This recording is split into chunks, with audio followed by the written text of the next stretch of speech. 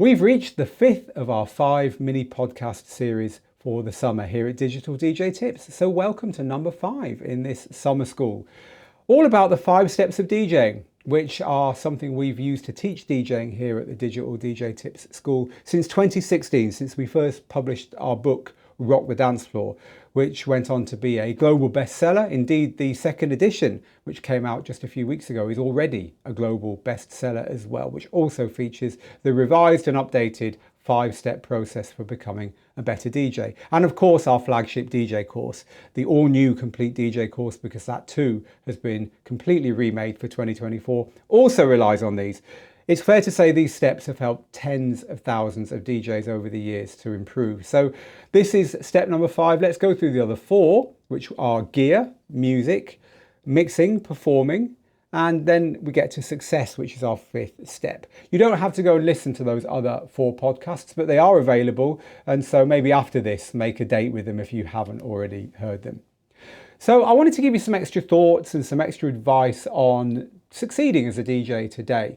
Of course, success means different things to different people. So these are universal things. In our book and especially in our course, we give you practical kind of what to do next once you've mastered the gear and once you've got the music and once you've mastered the mixing and you've performed once or twice. You know, where do you take it from there? So we're more practical there. But of course, because success means so much for so many people nowadays, we thought we'd take some universal concepts, if you like, some universal things that we've noticed among our students underpin what the most successful students do, and looking back on our DJing careers underpinned what we did as well. If you take away one of these 5 things for your own DJing, then you've already got a win. So here we go, let's get into them straight away.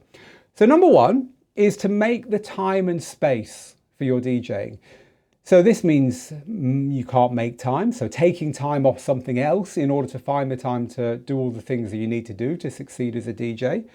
In doing so, you're going to be making sacrifices. It could be Netflix, it could be one of your nights out with your friends or whatever. And getting the buy-in of those people around you. In other words, getting the space from the people who rely on you, the people you share your life with, getting their approval for you doing this. Look, if you can get yourself to that position, you're already winning.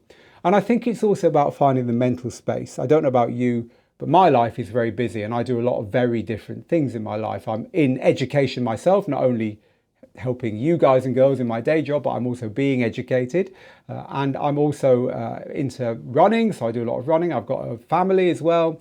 We travel a lot. All these things need to fit together, and as anyone who's busy knows, you need to find ways of pivoting effectively between the things in your life. If you can figure that out for your DJing, just like when you say join a gym, you have to figure out how to fit it into your world so that you actually continue to go. Well, look, you're already winning, because we all know that it's sticking with things that's hard. Anyone who's ever joined a gym for a year will know that at the end of the first month or the second month, that's when it gets hard, right? So I want you to make sure that you've put enough thought into this so that you stick with it. Now, sticking with it can be quite lonely. So the second of our 5 universal tips for success is consider finding your gang. Finding the people who are going to be with you on this journey. The people who are maybe into doing it the way you do it, the people locally you can do it with, but equally in any online community. So here at Digital DJ Tips, we have we put a lot of time and effort into our community, which is a worldwide community, but it's also very local in that you get to know people in it very quickly.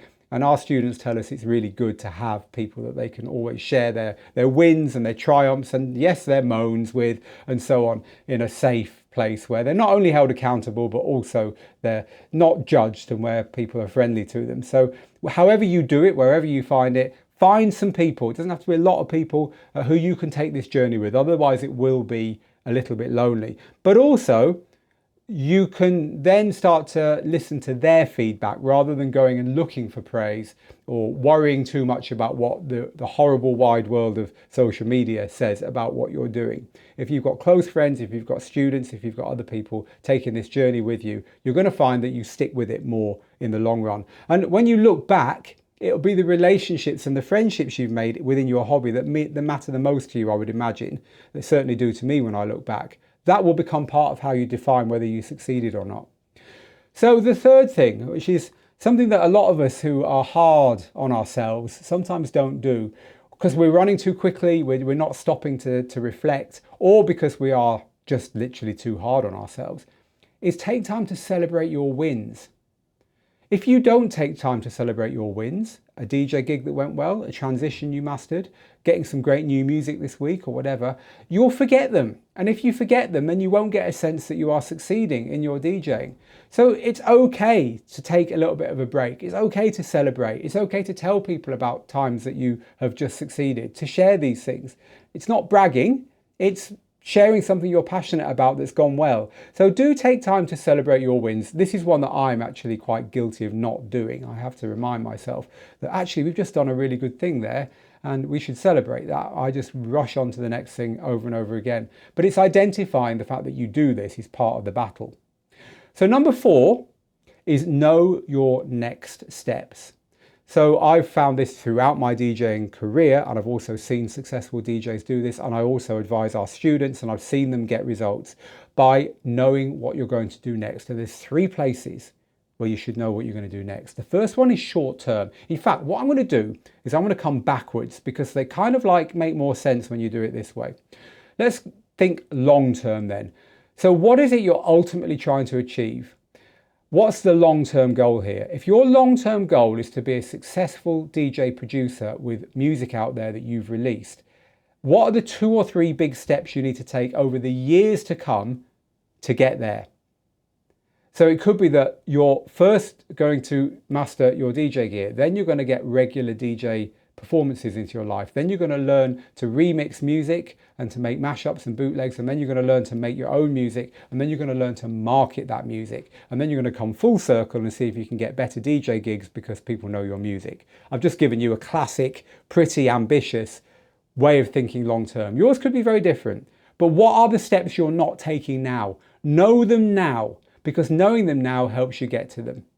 So moving back from the years to come to the months to come, and I think 90 days, by the way, is a good medium-term goal to have.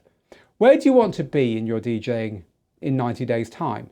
90 days is nice because you can get something meaningful done in a quarter of a year, but it's not such a long stretch into the future that you keep putting it off until, funnily enough, about 90 days before you have to deliver. It's a nice time frame. Where do you want to be 90 days from now? You can pick something very meaningful and work towards it. And that kind of defines your short-term goal. Your short-term goal is what little steps do you have to take to get to that medium-term step. But also it could be what you need to do today urgently for whatever reason. You've got a gig tomorrow, or it's a Friday, all the new music for the week has come out on your streaming service or on your download store. You need to go and listen to it and decide what you want to use, right? So there are going to be urgent things which are obvious for your next step short term, but also there's going to be steps towards your medium term goal and ultimately your long term goal. But look, anyone successful, not only in DJing, but in anything, know their next steps. And this is a good way to think about them. I'm going to leave you with a kind of calmer step. And this is one people don't take, not because they're selfish or not because they are mean-spirited, but for a bit more of a subtle reason. So let me explain it to you. Step number 5 is don't wait to help other people. So helping other people involves this sense that you've got something worth helping them with. In other words, you are better at something than they are. And the problem with that when it comes to DJing is that, especially if you're a new DJ or you haven't been doing it very long, you kind of feel like you haven't got very much to share because of that. But to quote an old phrase, in the land of the blind, the one-eyed man is king. And I guess we could say person is king in 2024, but you know what I'm saying. As soon as you can help anyone with anything that you've learned in this journey into being a DJ, then don't be scared to. Even experts, even people who've been doing this for decades, even people who are professionals. I've been teaching DJing since 2010. I'm well into my second decade as a DJ tutor. And before that, I had 15 plus years of DJing professionally. I often think, I'm uncomfortable teaching this, because by internally saying to yourself, I've got something here that I can share, you're also setting yourself up for potentially being wrong or not being 100% right. We actually have a saying here at Digital DJ Tips. We have a set of core values that my team and I follow. When we turn up at work in the morning, they're printed out, they're on the wall. And one of those is, we are authoritative but open-minded. Be authoritative but open-minded. Let's say you figured out something about your DJ software that you know other people are struggling with. Now, you might know nothing else about anything to do with that software or DJing or anything. If you've got a bit of knowledge that others haven't got, then share it, help. Because two things happen. One, when you start helping others, they will help you. It just happens that way. That's the karma thing. But secondly, as soon as you start engaging in conversation about things you can help with, you will learn more quicker, because other people will start saying, yeah, but maybe this or maybe that. And then together you start learning. So this idea from our second point, that you found your gang, you're not on this journey together, and then you're helping, you're being generous right from the off. And another way of looking at it is sharing your journey, sharing your highs and lows as you go along. It's fine to do that. And it's something that people don't think of as weakness, or don't think you're stupid because you don't know everything. They just, A, they're grateful that you're helping, and B, people like to see passionate people on a journey. I feel I'm far from the finished article when it comes to being a DJ tutor. Things are changing too quickly. There were always things my students teach me.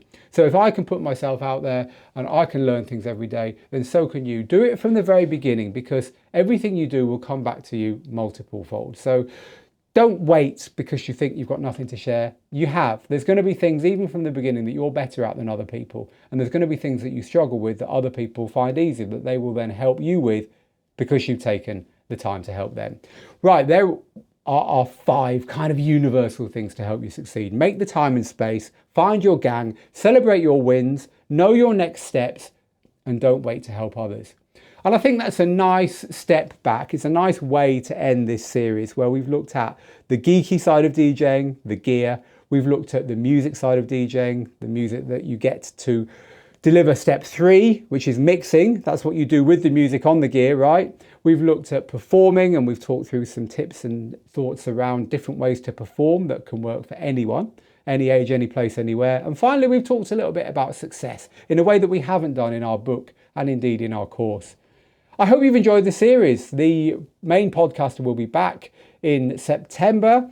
And if you've enjoyed the series and you want more of this, then do go and find us online at digitaldjtips.com. That's where you will also find our courses. Click the courses tab at the top. That's where you will also find links to all of our YouTube videos. Click the videos tab for that. And finally, if you've enjoyed this podcast or any of these podcasts, we'd really appreciate a 5-star review on your platform. And indeed, if you're not already subscribed, head to any podcast platform and search for the Digital DJ Tips podcast and click that subscribe button. For now, though, it's time for me to say, for a final time on this summer school series, get good, get out there, make the moments, and I'll see you again very soon.